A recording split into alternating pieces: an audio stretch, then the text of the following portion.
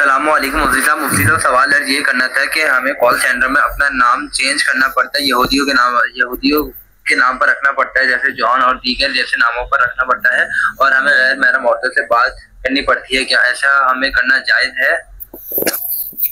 وعلیکم السلام ورحمۃ اللہ وبرکاتہ۔ آپ کا سوال ہے کہ ہمیں کال سینٹر میں اپنا نام بدلنا پڑتا ہے، یعنی اپنے نام کو یہودیوں کے نام پہ رکھنا پڑتا ہے، تو کیا یہ شرعی طور پر جائز ہوگا؟ جی محترم، اللہ رب العزت نے آپ کو مسلمان گھر میں پیدا کیا ہے، اللہ کا شکر ادا کریں۔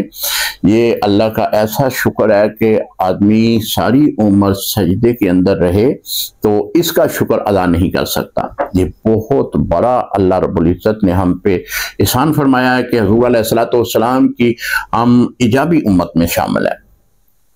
تو اگر آپ اس طرح نام بدلتے ہیں تو یہ شرعی طور پر جائز نہیں ہوگا کہ ایک کافر کے نام کو آپ اپنے نام کے ساتھ منسوب کریں اور اپنے آپ کو ظاہر کریں کہ میں یہودی ہوں یا میں غیر مسلم ہوں۔ اسلام اس کی اجازت نہیں دیتا۔ السلام علیکم ورحمۃ اللہ وبرکاتہ۔